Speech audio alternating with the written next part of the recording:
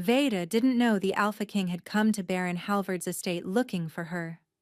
She didn't know he'd spent 6 months tracing rumors through black markets and whispered tavern secrets, following a thread that led to this crumbling manor on the edge of nowhere.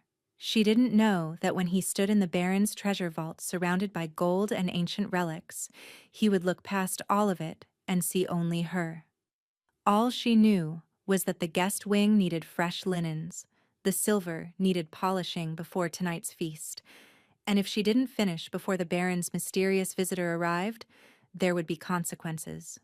There were always consequences. The manor had been Veda's prison for 7 years. She moved through its corridors like a ghost, invisible to the lords and ladies who visited, beneath the notice of even the other servants. That was by design. The less people noticed her, the safer she remained. Her mother had taught her that lesson with her dying breath. Hide what you see, little one. Hide it, or they'll burn you for it. Veda scrubbed the banister of the east staircase, her knuckles raw from lye soap. Around her, the manor buzzed with frantic energy. Baron Halvard had been preparing for this visit for weeks, driving the staff to exhaustion. Whoever was coming must be important, powerful. She didn't care. Powerful men came and went.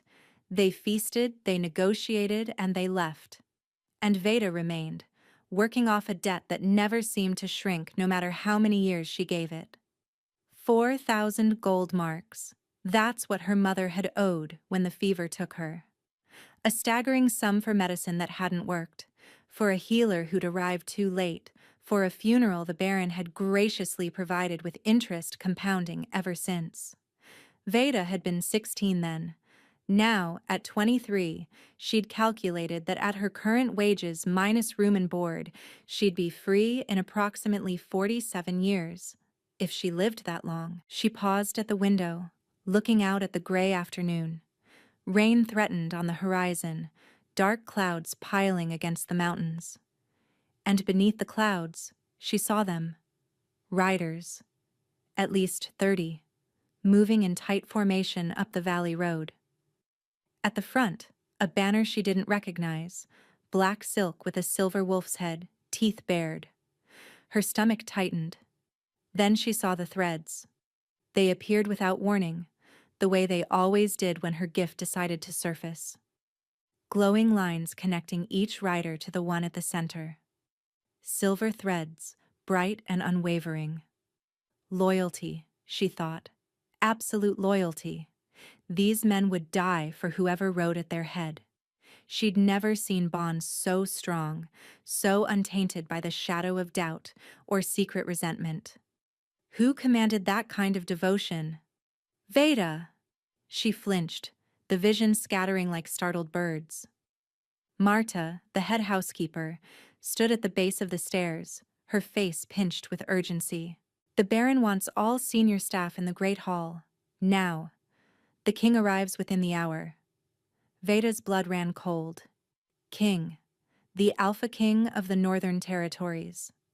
The one they called the Wolf of Valdris. The ruler who'd united 5 warring packs under one crown through a combination of brilliant strategy and, if the rumors were true, brutal efficiency. And he was here, at Baron Halvard's estate. Why? She descended the stairs on trembling legs, her mind racing. The Baron was wealthy but not politically significant. His lands produced timber and little else. There was no strategic value here, no alliance worth the king's personal attention. Unless the king wanted something the Baron had. Something specific. Someone. The thought surfaced unbidden, and Veda crushed it immediately. She was nobody. A maid with a dangerous secret and a debt she'd never escape. Kings didn't come looking for women like her. But as she entered the great hall and took her place among the other servants, she couldn't shake the feeling that something was about to change, something she wouldn't be able to hide from. The king entered Baron Halvard's great hall like a storm made flesh. Veda had positioned herself near the back, half hidden behind a marble pillar. From there, she had a clear view of the proceedings while remaining invisible. Just another servant. Just another shadow. But when he walked through those doors, every instinct she'd developed over 23 years of survival screamed at her to run. He was tall, broad-shouldered, with dark hair pulled back from a face that looked carved from granite. Not handsome in the soft, courtly way of the nobles who visited the Baron. His features were too sharp, too predatory. A scar bisected his left eyebrow, and his jaw was shadowed with stubble that suggested he'd been riding hard. But it was his eyes that stopped her breath. Pale amber, almost gold, catching the candlelight and reflecting it back like a wolf's. And they were scanning the room with methodical precision, passing over the Baron's bowing form, the nervous servants, and the elaborate tapestries. Searching. The threads appeared again, and Veda nearly gasped. Every man who'd entered with the king blazed with silver connections leading back to him, but the king himself. He burned. Power radiated from him in waves she could almost feel, ancient and vast and other. And wrapped around that power, she saw something she'd never witnessed before. A thread leading outward, beyond the walls, stretching toward something or someone far away. A bond, fraying, desperate. He's looking for someone he's losing, she realized. Someone connected to him by blood. Your Majesty. Baron Halvard's voice trembled with barely contained excitement. Welcome to my humble estate. I am honored beyond words. You may dispense with ceremony. The king's voice was low, rough-edged. I'm not here for flattery. The Baron faltered. Of course, of course. Perhaps refreshment after your journey? Or I could show you to your chambers? The vault. The single word fell like a blade. Baron Halvard blinked. Your Majesty? You wrote to my council. The king's amber gaze pinned the Baron in place. You claim to possess treasures of considerable value, artifacts from the old wars, relics with unusual properties. He paused, and something dangerous flickered across his expression. You offered them in exchange for my favor. I've come to see if your claims have merit. The Baron's face cycled through shock, fear, and then greedy calculation. Yes, of course. The vault. I'll take you there immediately. He snapped his fingers at the servants. Clear the hall. Prepare the lower chambers. Veda moved with the others toward the servants' exit, relief washing through her. She would disappear into the kitchens, wait out this visit, and the staff stays. She froze. The king hadn't raised his voice, but somehow it carried through the entire hall. His eyes had stopped scanning. They were fixed directly on her. I want everyone present, he continued, his gaze never leaving hers, when I make my selection. Selection. The word hung in the air like a death knell. Baron Halvard practically vibrated with excitement. Of course, Your Majesty. This way, this way. The vault was beneath the manor, carved into the bedrock. Veda had never been inside, had only heard whispers about the fortunes the Baron hoarded behind those iron doors. Now she walked through them in a daze, surrounded by other servants, her heart hammering against her ribs. Gold, mountains of it. Coins and bars and jewelry spilling from chests that lined the walls. Weapons mounted on racks. Ancient swords. A bow that seemed to shimmer with its own light. A spear tipped with black stone that made her skin crawl. And artifacts. Dozens of them. Crystals pulsing with inner fire. Books bound in leather that looked disturbingly like skin. A mirror that reflected nothing at all. Choose any treasure, the Baron declared expansively, spreading his arms. Anything in this vault is yours, Your Majesty. A gift, a token of my loyalty, and... The king walked past the gold, past the weapons, past the artifacts that hummed with power. He stopped directly in front of Veda. The servants scattered backward. The Baron's mouth fell open. Veda couldn't move, couldn't breathe. Those amber eyes held hers, searching, measuring. Up close, she could see the exhaustion in them, the desperation hidden beneath layers of iron control.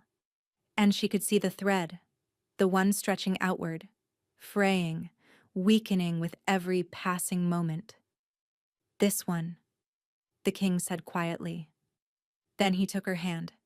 The touch was electric, a shock that ran through her entire body, lighting up nerves she didn't know she had. Her vision blurred, and for one terrifying moment she saw everything. The king's memories, his grief, a young man's face that looked like his but softer, and then darkness, chains, and a distant heartbeat growing fainter. "Brother," she thought. "He's searching for his brother." She came back to herself with a gasp. The king was still holding her hand, his grip firm but not painful. His expression hadn't changed, but something in his eyes had shifted. He'd felt it too. "Your Majesty," Baron Halvard sputtered, "surely you jest. That's merely a servant. I have treasures worth—" "I've made my choice." The words were final, absolute. Veda found her voice. "I'm not a treasure, I'm not property. You can't just— You're in debt to the Baron, are you not?" The king's thumb brushed across her knuckles, and another spark shot through her. 4,000 gold marks. Her mouth went dry. How did he know that? "I'll pay it. Triple. Consider it done." The Baron made a strangled sound of delight. 12,000 gold marks had just fallen into his lap. But Veda's world was spinning. "That doesn't mean I'll go with you." The corner of his mouth twitched. Not quite a smile, but close. "No, it doesn't." He released her hand slowly, almost reluctantly. "But I'm asking you to anyway." "Why?" The king glanced at the Baron, at the gathered servants, then back to her. When he spoke, his voice was low enough that only she could hear. "Because my brother is dying in a place I cannot find. Because you can see what others cannot. And because you're the only person in 6 months of searching who made the threads light up when I touched them." Veda's heart stopped. "He knows. He knows what I can see." "How?" "Not here." His eyes flickered with urgency. "Come with me. 1 month. Help me find him. And then you're free. No debts. No chains. Just freedom." She should refuse. Should scream for help. Call him mad, and run as far and fast as her legs could carry her. But that thread, the one connecting him to his brother, was dimming even as she watched. If she didn't help, it would go dark entirely, and she knew, with a certainty that came from somewhere deeper than logic, that when it did, something in the king would die with it. 1 month, she heard herself say, and then I walk away. "You have my word." Behind them, Baron Halvard was already counting his gold. He had no idea he'd just sold the king the key to everything. The Baron provided a private chamber for their discussion, his own study, hastily cleared of papers and personal effects. Veda stood near the door, every muscle coiled to run, while the king dismissed his guards with a single gesture. The door closed. They were alone. "You think I'm going to hurt you?" It wasn't a question. Veda kept her back to the wall. "I think powerful men don't pay 12,000 gold for a maid unless they want something dangerous." "Fair." He moved to the window, putting distance between them, giving her space. "My name is Calix. Calix Valdris. I've ruled the Northern Territories for 9 years since my father was killed in the Blackmoor Uprising." She knew the name. Everyone did. The young alpha who'd crushed a rebellion at 19 and spent the years since building an empire. "My brother Marek was taken 8 months ago." His voice remained steady, but she saw his hands clench at his sides. "Ambushed during a diplomatic mission to the Eastern Reach. His entire escort was slaughtered. Marek was kept alive." "Ransom." "That's what I assumed. I waited for demands. Emptied half my treasury preparing to pay." Calix turned to face her, and the grief in his eyes made her chest ache. "No demands came. Instead, I started receiving pieces of him." Veda's stomach lurched. A lock of hair, a bloodied ring, a letter written in his hand, begging me to find him. Calix's jaw tightened. Someone is torturing my brother to torment me, and I cannot find him. I've sent trackers, spies, assassins. Every lead ends in smoke. Every trail goes cold. And you think I can help? I know you can. He reached into his coat and withdrew something wrapped in dark leather. When he unfolded it, Veda saw a silver chain, simple and unadorned, stained rust brown at the clasp. Blood. Merrick's blood. You see connections. Calix's voice was low. Threads between people, between objects and their owners. You read the history of things through touch. Her pulse quickened. How do you know that? Your mother was Seralith of the Thornwood Pack, a thread seer, one of the last. The name hit her like a physical blow. No one had spoken her mother's true name in 7 years. To Baron Halvard, she'd been simply the debtor's widow. To the other servants, she'd been that strange woman who died. But Calix knew. My father consulted her once, when I was young, he continued. She read a treaty document and told him which lords were lying. She saved his life. He held out the chain. She had a daughter. I've spent 6 months confirming that daughter ended up here, in Halvard's service, hiding her gift, surviving. Veda's throat constricted. My mother was burned for what she could do. Not by your father. After, when we fled to the lowlands, a village healer saw her read a sick child's blanket and screamed, "Witch!" The mob came that night. I know. I'm sorry. Sorry doesn't bring her back. No. Calix's voice was heavy. It doesn't. But I can promise you this. In my territory, your gift isn't witchcraft. It's a blessing. Thread seers were honored before the purges. Some of my oldest advisors still remember. He set the chain on the table between them. 1 month. You read the objects connected to Merrick's captivity. You helped me trace the threads back to whoever took him. And when it's done, you have a choice. Return here. Go anywhere in the world you want. Or, he paused. Stay in Valdris, under my protection, never hiding again. Veda stared at the chain. Even from here, she could feel it calling to her, that pull her gift created when something held strong emotional residue. What if I can't find him? What if the threads lead nowhere? Then you still go free. The debt is already paid. This isn't a transaction, Veda. It's a request. His amber eyes held hers. I'm asking for your help. That's all. She wanted to refuse, wanted to protect herself the way she'd learned to do. But she kept seeing that thread stretching from his chest, fraying, dimming.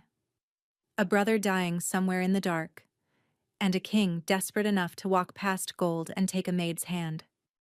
1 month, she said. I want it in writing. Not writing.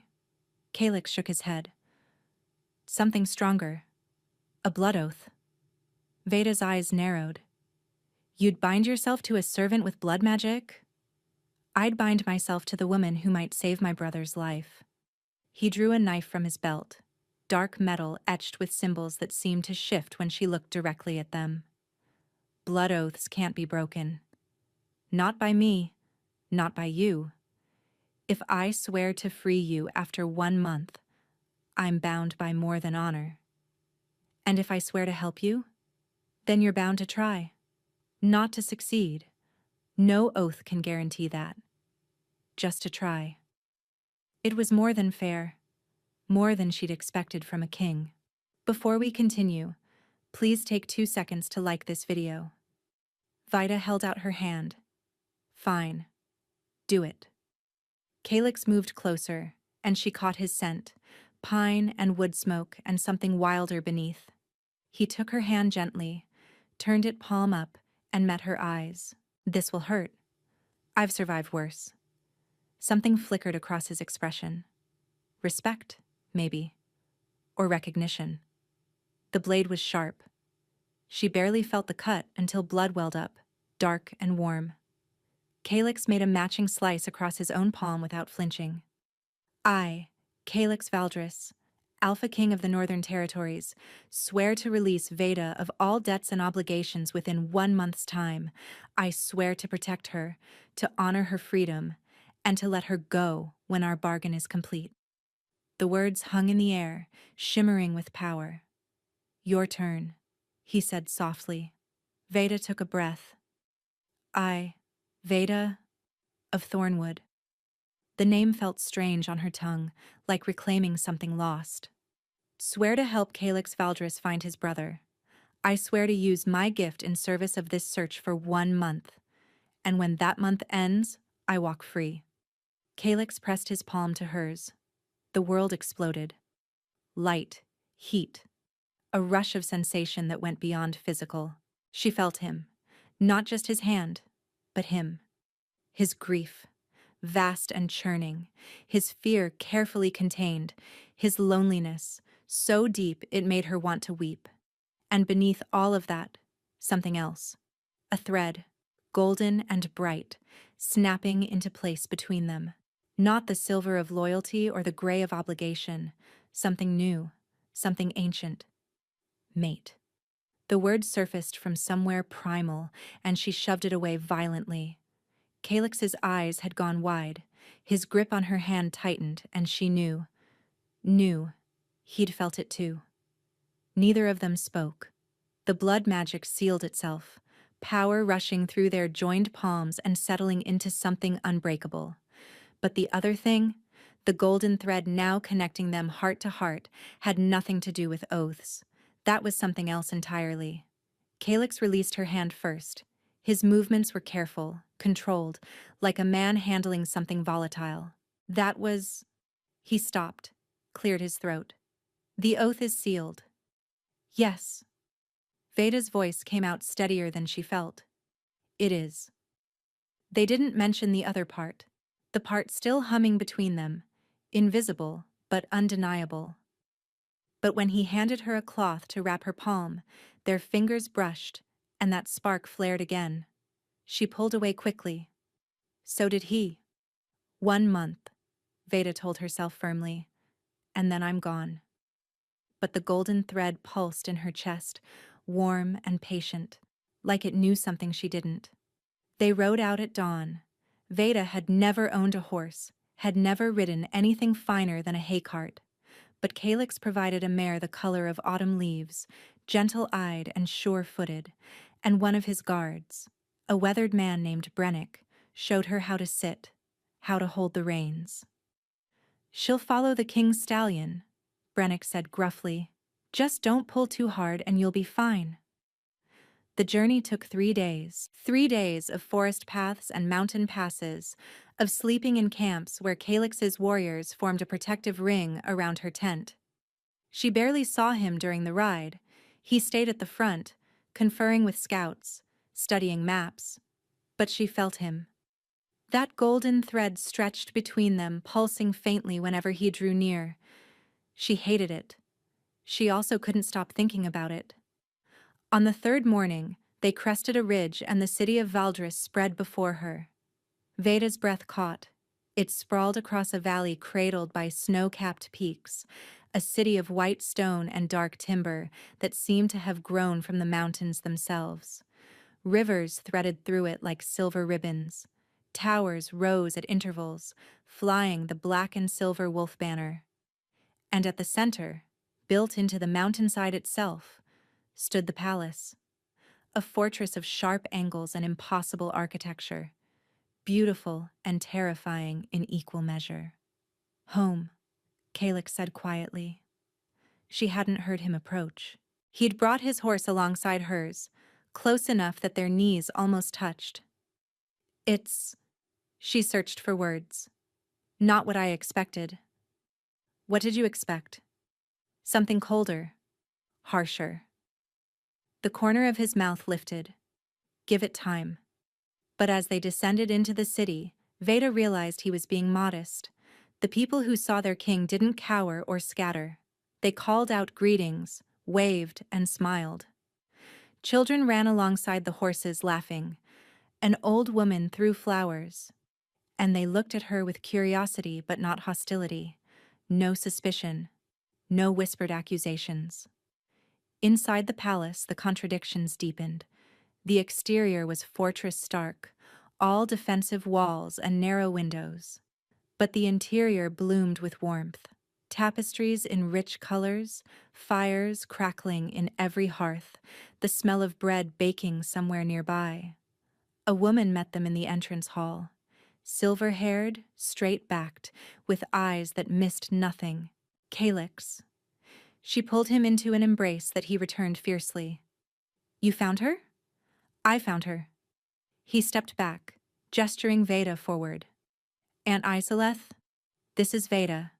She's going to help us find Marek." Isoleth studied her with those sharp eyes. Whatever she saw made her nod slowly. "You have Saralith's look about you. I knew your mother, child. Long ago." Veda's chest tightened. "You did?" "She helped us through a difficult time. The debt was never repaid." Isoleth took her hands, her grip warm and surprisingly gentle. "Perhaps now it will be." She was led to chambers that made her old servants' quarters look like a broom closet. A bedroom with a bed large enough for 4 people, covered in furs and silk. A private bathing room with hot water that flowed from taps. A wardrobe filled with clothes in her size. How had they known? In fabrics softer than anything she'd ever touched. A young woman named Priya arrived to help her bathe, and Vida found herself sinking into hot water for the first time in years. The tension in her muscles slowly unraveled. The grime of the journey floated away. And in the quiet, surrounded by luxury she'd never imagined, Veda let herself feel something dangerous. Hope. Maybe this doesn't have to be a trap, she thought. Maybe, for once, something good is actually happening. But as she rose from the bath and caught sight of herself in the mirror, thin, scarred, eyes still wary, she pushed the thought away. 1 month, then freedom. She couldn't afford to want more than that. Still, when a servant delivered dinner to her room, roasted meat, fresh vegetables, bread still warm from the oven, wine that tasted like summer, she ate until she was full for the first time in 7 years, and she slept without nightmares. In the morning, the real work would begin. The objects, the visions, the search for a dying prince. But for one night, Veda let herself rest. The reading chamber was deep within the palace, a circular room lined with shelves holding objects wrapped in dark cloth. Veda stood at the center, her stomach churning with nerves. Calyx had laid everything on a stone table. The silver chain she'd seen before, a torn piece of fabric, dark wool stained with something that might have been mud or blood, a broken arrow shaft, the fletching singed, a letter, folded and refolded until the creases had worn thin, and a ring, simple gold band, sized for a man's hand. Marek's signet. Calyx's voice was heavy. It arrived 2 months ago. No message, just the ring in a box. Veda approached the table slowly. Even without touching anything, she could feel the objects humming with residual energy. Pain, fear, rage. "I need you to understand something," she said. "What I see isn't always linear. Sometimes it's fragments, emotions without context, and sometimes—" She hesitated. "Sometimes I feel what the person felt. Their pain becomes mine. If it's too much, I didn't say I wouldn't do it." She met his eyes. "I just need you to know that if I scream, it's not because I'm dying. It's because your brother was." Calyx's jaw tightened, but he nodded. Veda reached for the chain first. The moment her fingers closed around silver, the world dissolved. Cold. So cold. Stone walls pressing close. Darkness absolute. Chains biting into wrists rubbed raw. A voice, somewhere above, laughing. "The king sends another search party. Should we leave them another gift?" A second voice, deeper, familiar somehow. Not yet. Let him suffer longer. Let him feel what it's like to lose everything. Pain. Searing. Deliberate. A scream that tears the throat. Veda dropped the chain, gasping. She was on her knees without remembering falling. Calyx crouched beside her, his hand hovering near her shoulder, not quite touching. What did you see? Underground. Her voice shook. Stone cell, no windows. They're torturing him deliberately. One of the voices? One of them knows you. This is personal, Calyx. Whoever took Marek hates you specifically. His expression hardened into something lethal. Can you identify the voice? Not yet. But there's more. She reached for the fabric next, bracing herself. Movement. Being transported, wrapped in rough wool that smells of horses. A wagon, maybe. Voices arguing. Lord Vyrath wants him moved to the Northern Holding. Says the king's trackers are getting too close. The Northern Holding is 3 days' ride. He'll barely survive the journey. Then we'll send the king another piece to keep him occupied. Veda pulled back, nausea rolling through her. Lord Vyrath. That name. Do you know it? Calyx had gone very still. When he spoke, his voice was ice. Kolthun Vyrath. He's been on my council since my father's time. He helped me put down the Blackmoor uprising. He stopped, something cracking behind his eyes. He's Marek's godfather. The revelation hung between them like poison. Are you certain? Calyx's voice was rough. Could you have misheard? Veda picked up the arrow shaft. The vision hit immediately. Forest. Night. Marek's escort falling around him, arrows singing from the darkness. And there, stepping from the shadows, a face she didn't recognize, but Marek clearly did. Uncle? Marek's voice, young and confused. What? The man smiled. Your brother took everything from me. Now I take everything from him. She released the arrow, her hand trembling. It's him. Marek knew him, called him uncle. Calyx rose and moved to the window, his back rigid. For a long moment he didn't speak. When he finally did, his voice was barely audible. I trusted him. After my parents died, Vyrath was the one who counseled me, taught me to rule. When Marek was taken, he was the first person I turned to for advice. A bitter laugh escaped him. He helped me plan the search parties, suggested the routes, made sure we were always looking in the wrong place. He's been playing you from the beginning. Yes. Calyx turned, and the grief in his eyes had transformed into something colder. And now, I'm going to end him. Veda reached for the letter, the final piece. Let me see where they're holding Marek now. The other visions were older, but this... She unfolded the paper, and the vision slammed into her with brutal force. A different cell. Still underground, but warmer. A window, small and barred, showing pine trees and snow. Marek, thin and pale, but alive. Writing by candlelight, his hand shaking. Brother, if you're reading this, I'm still alive. The Northern Holding. I heard them say it's 3 days north of the Thornwood border. An old mining outpost, abandoned. They think you'll never find it. A door opening. The letter snatched away. Marek's cry of protest, cut short by a blow. Veda released the paper, breathing hard. I know where he is. An abandoned mine, 3 days north of Thornwood. And Calyx. She looked up, hope blazing through her exhaustion. He was alive when he wrote this. Weak, but alive. For the first time since she'd met him, Calyx smiled. It transformed his face, cracking through the grief and fury to reveal something younger, almost boyish. You did it. You actually... We're not done yet. But she was smiling too, despite everything. We still have to get him out. We will. He crossed to her, taking her hands in his. The touch sent that familiar spark racing through her, the golden thread between them flaring bright. Veda, I don't know how to thank you. Save your brother first. Thank me later. His thumbs brushed across her knuckles, and she saw his gaze drop to her lips for just a moment before he stepped back, clearing his throat. Right. Yes. We ride at dawn. But something had shifted between them, something neither of them could ignore much longer. The night before the rescue, Veda couldn't sleep. She found herself wandering the palace corridors, eventually climbing to a balcony that overlooked the city.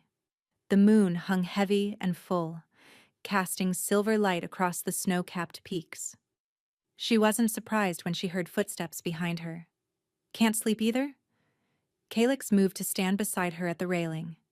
He'd shed his formal attire for simple linen, his hair loose around his shoulders.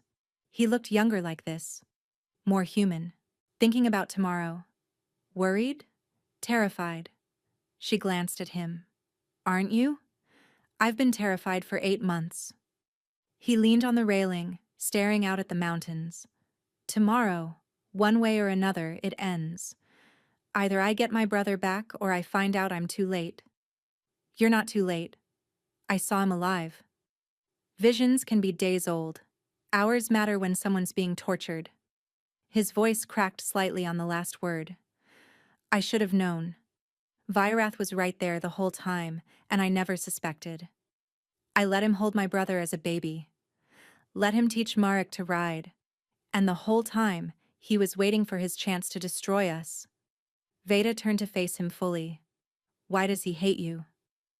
Power. What else? Calix's laugh was hollow. My father stripped his family's lands after the first uprising. Vyrath's father had supported the rebels. Everything was taken. Titles, wealth, legacy.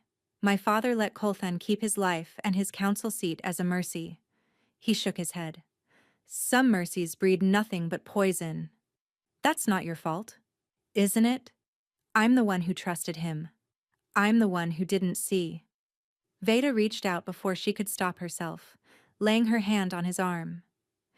You saw a man who'd served your family for decades, a man who helped raise you after your parents died. Trusting him wasn't stupid. It was human. Calix looked at her hand, then at her face. Something cracked behind his composure, shifting from grief to wonder.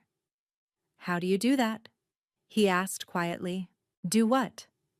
Make me feel like maybe I'm not a complete failure. You're not any kind of failure. The words came out fiercer than she intended. You've spent 8 months tearing your kingdom apart trying to find your brother. You walked into a baron's vault and chose a servant over treasure because you believed she could help. You're not failing, Calix. You're fighting. He stared at her for a long moment. Then his hand came up to cup her face, his thumb tracing her cheekbone with devastating gentleness. When this is over, he said roughly, when Marek is home and Vyrath is dealt with, I want to ask you something. But not now. Not when you might feel obligated. Not when the oath still binds us. Veda's breath caught. What do you want to ask? To stay. Not as someone bound by blood magic. Not as a servant or a tool or a means to an end. His eyes burned into hers. As my equal. As my...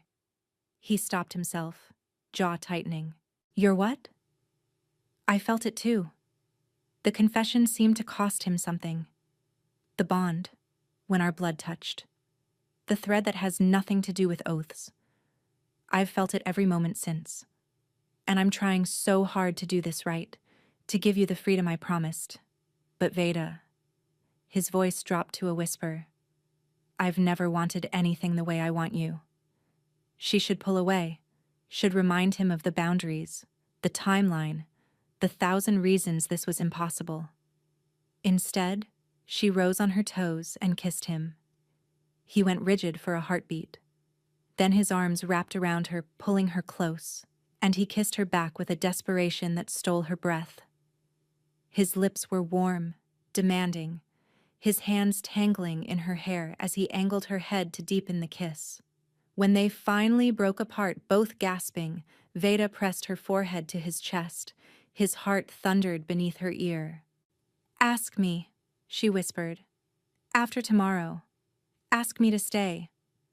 And if you say no, then I say no, and you let me go." She pulled back to meet his eyes. "But I don't think I'm going to say no."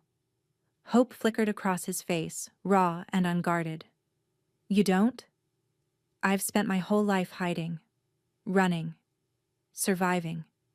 She touched his jaw, feeling the rasp of stubble against her palm. "I'm tired of surviving. I want to live. And when I think about what that might look like..."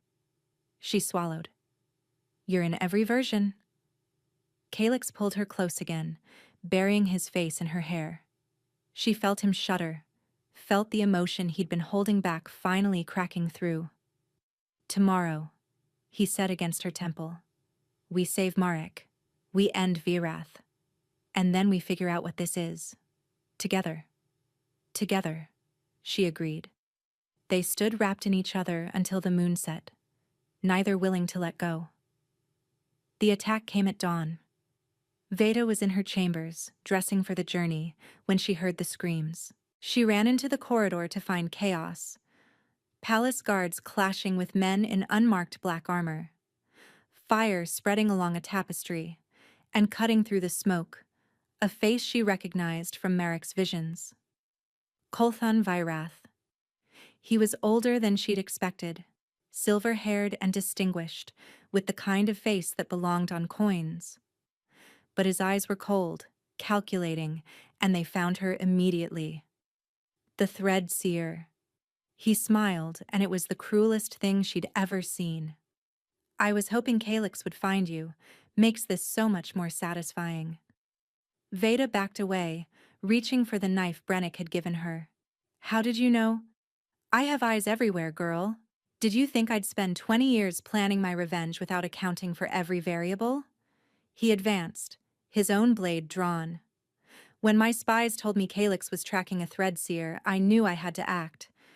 Kill you before you could unravel everything. You're too late, I already saw. We know where Marek is." Virath's smile didn't waver. "Then Marek dies tonight. I've already sent the order.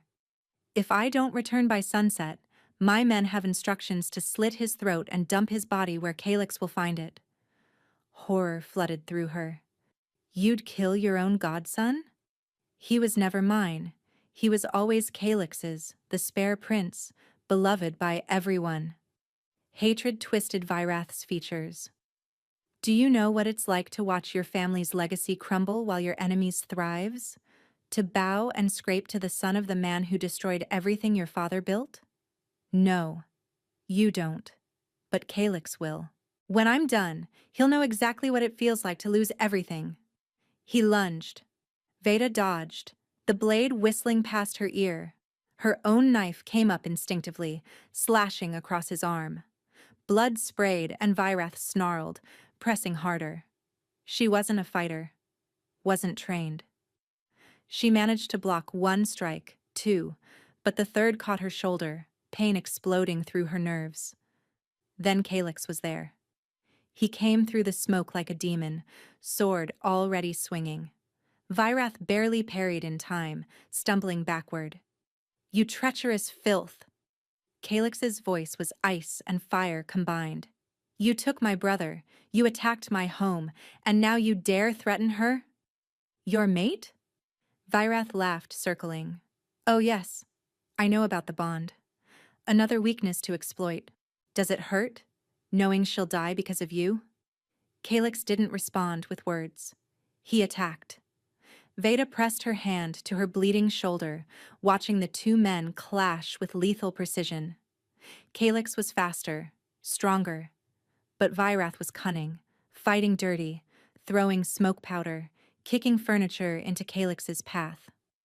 "Marek dies at sunset," Virath shouted as he retreated toward a window.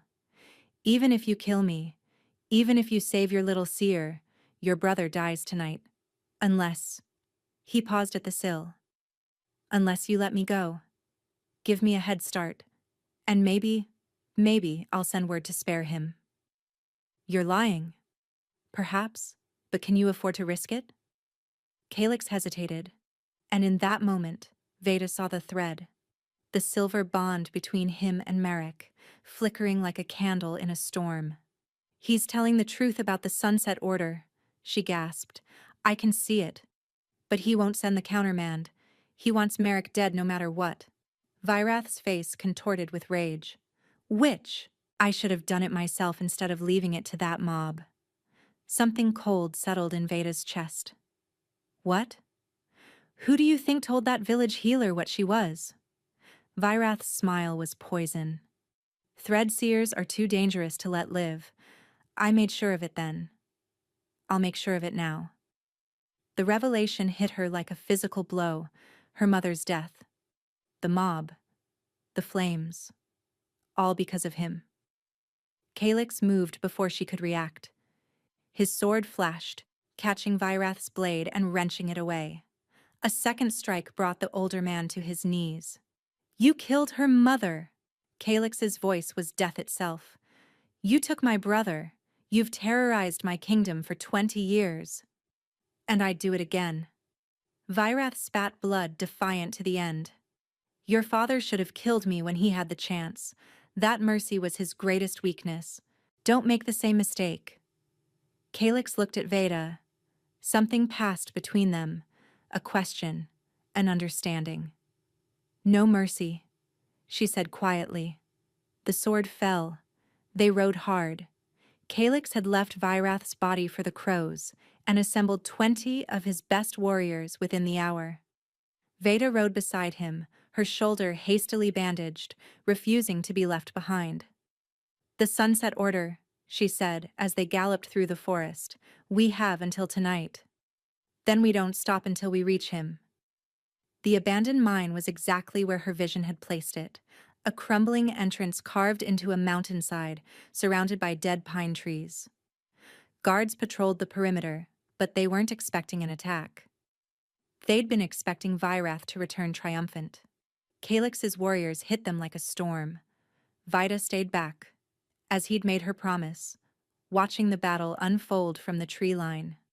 The fighting was brutal, efficient.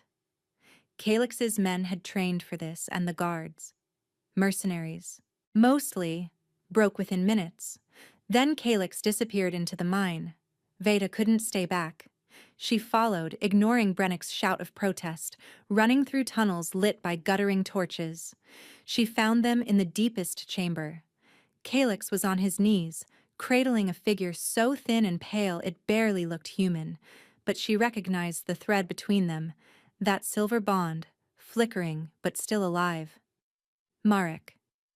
Is he alive?" Calyx's voice broke on the word. "Barely, but alive." Veda knelt beside them. Marek's eyes fluttered open, unfocused, searching. "Calyx?"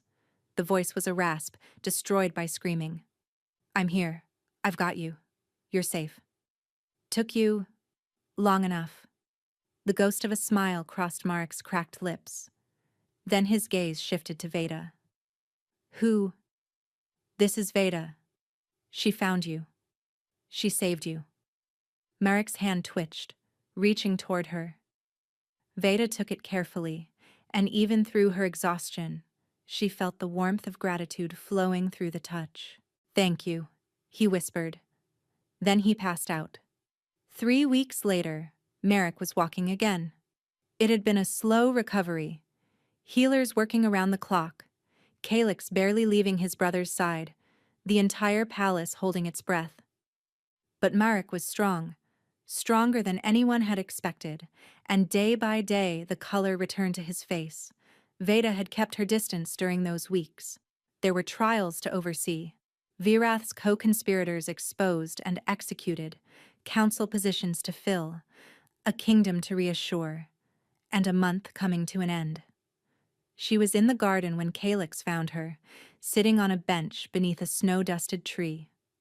He looked different than he had that first night in the Baron's vault. The shadows under his eyes had faded. The grief that had weighed him down had lifted. He sat beside her, close enough that their shoulders touched. "The month ends tomorrow. I know. The oath is fulfilled. You're free to go." He paused. I've prepared gold, horses, documents that will let you settle anywhere in the 5 territories. Everything I promised. Veda's chest tightened. Very thorough. I keep my word. Silence stretched between them. In the distance, she could hear Marek laughing at something. Actually laughing? A sound she'd thought she might never hear based on those visions of his suffering. Calyx. Wait. He turned to face her, taking her hands. Before you say anything, I need to ask. The way I promised I would. You don't have to? Yes. I do. He took a breath, and she saw the vulnerability beneath his careful composure. Veda, I love you. I've loved you since you looked me in the eye and demanded a blood oath because you didn't trust a king's word. I love your bravery, your fire, your refusal to be anything other than exactly who you are. Her eyes burned with tears she refused to shed. Stay, he said simply, not as a servant, not as a debt repaid. Stay as my partner, my equal, my queen, if you'll have me. He lifted her hand to his lips, pressing a kiss to her knuckles. Marry me, Veda. Let me spend the rest of my life proving I'm worthy of you. She thought about the girl she'd been, hiding in a baron's manor, scrubbing floors, dreaming of escape. That girl wouldn't have believed this moment was possible. But that girl had never met Calyx. Yes, she said, and the word came out strong, certain. Yes to all of it. His smile was blinding. He pulled her into his arms, kissing her with a joy that made her heart soar. From somewhere across the garden she heard Marek's voice. Finally! I was starting to worry I'd have to propose for him. They broke apart laughing.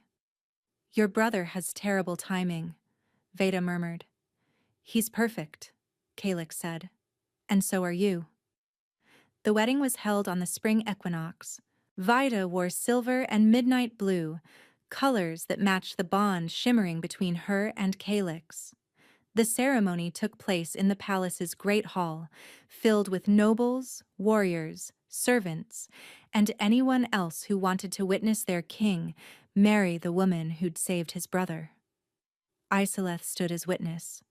Marek, still thin but growing stronger every day, stood beside his brother, grinning like he'd orchestrated the whole thing. When Calyx spoke his vows, his voice carried through the hall without trembling. I promise to honor your choices, to respect your freedom, to love you not as a possession but as a partner. I promise that every day for as long as I live, I will prove that you made the right choice when you stayed. Veda felt tears streaming down her cheeks and didn't bother wiping them away. I promise to stand beside you, she said, in darkness and light, in peace and war. I promise to use my gift not to hide, but to protect. And I promise that I will never stop choosing you, Calyx. Every day, for the rest of our lives. When they kissed, the crowd erupted. Later, after the feast and the dancing and the endless toasts, they escaped to their chambers. Calyx loved her slowly, reverently, until she saw stars. And afterward, they lay tangled together, the moonlight silver on their skin. Tell me something, Calyx murmured, his fingers tracing patterns on her shoulder. Something I don't know. Veda thought for a moment. When I was a child, before my mother died, she used to tell me stories about threadseers finding their mates. She said the bond was a gift, the universe's way of saying you're not meant to be alone. She looked up at him. I never believed her. Until you. His arms tightened around her. I'm glad you took my hand that day. In the vault. You took mine first. Best decision I ever made. He kissed her forehead.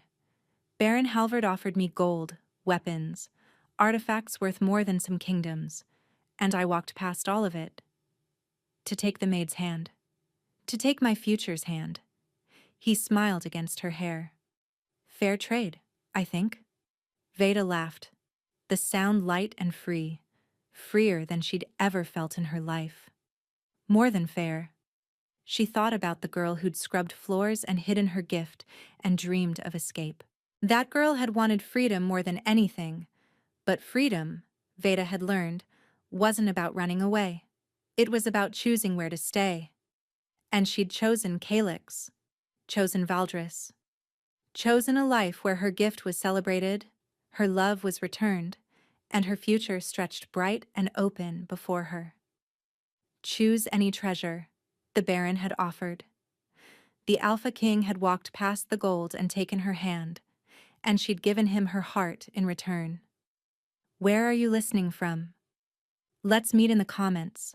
I love hearing your thoughts, and if you'd like to support me, please subscribe. It's free, and it helps more people hear these stories.